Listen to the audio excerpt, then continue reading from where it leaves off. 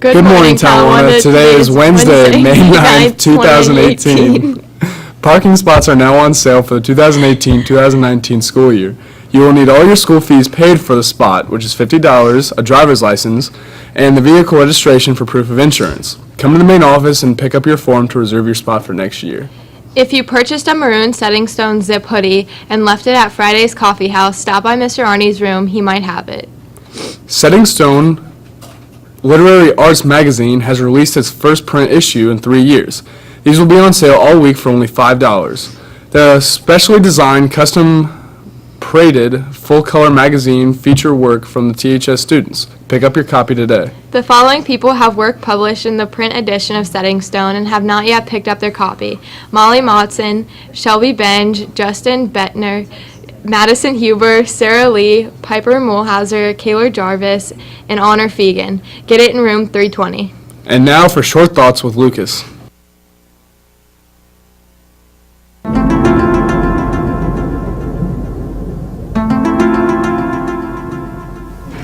When you mix the color red with the color red, you get red. 93.7% of teenagers are not 63. I always live one day at a time because days only come one at a time. Food is the #1 cure of hunger. Did you know that every 60 seconds in the UK, a minute passes by?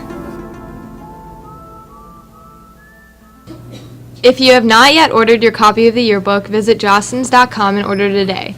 Orders will be delivered the first week of school in the fall, so make sure to pick up your orders during orientation before school starts, or during lunch when you get back. If you are a senior and would like to purchase a senior yearbook ad, please see Mr. Zimmerman. He has space left, but it's going by fast. You can even split the cost with your friends and put all your friends on one page. Go see Mr. Zimmerman sometime this week. And now for world news and Patty G with sports. A teenager was left with second-degree burns after taking part in the deodorant challenge, which is where you spray deodorant on your skin for the longest amount of time possible.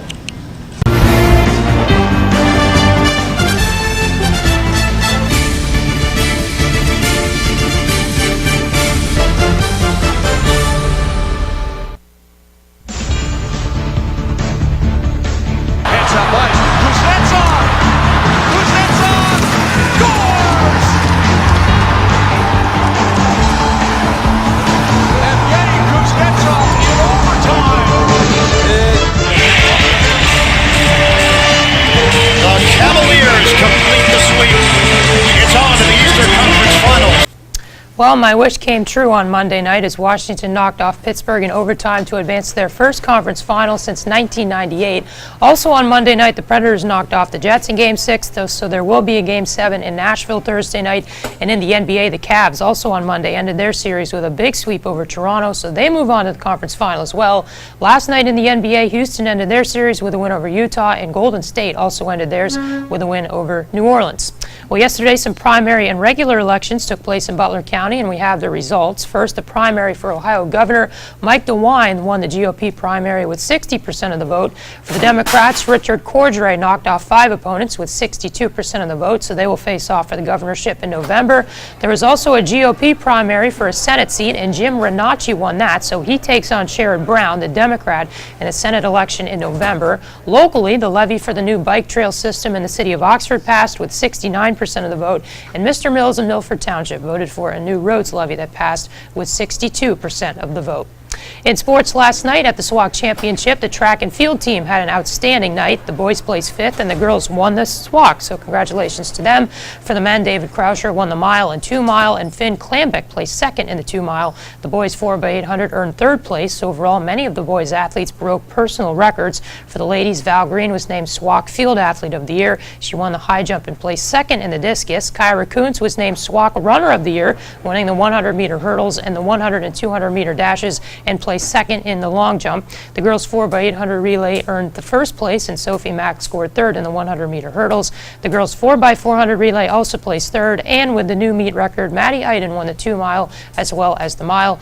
If you see any members of the track team, congratulate them for their performance. The JV squad has a home meet tomorrow night. The softball team demolished Mercy 13-0 at home in the first round of the playoffs, scoring 10 runs in the third inning to put the game out of reach. Today they will head off to Mason for the second round of the playoffs, so good luck to them. For the baseball team, their season is over after losing 13-2 on the road against Sycamore, so their season ends with a record of 10-16. However, they did have a respectable 8-4 conference record.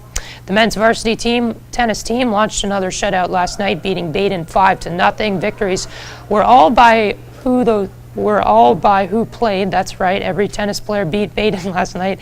The victory puts their final season record at 12-6, so good luck to them as they begin sectionals today. Any athlete interested in running cross country next year, please see Mrs. Arney in room 122 or the athletic office for an information packet and a schedule. That's a broadcast here on this Wednesday. I'm Patrick Geshin. Hope you had a nice day off, and we will see you tomorrow.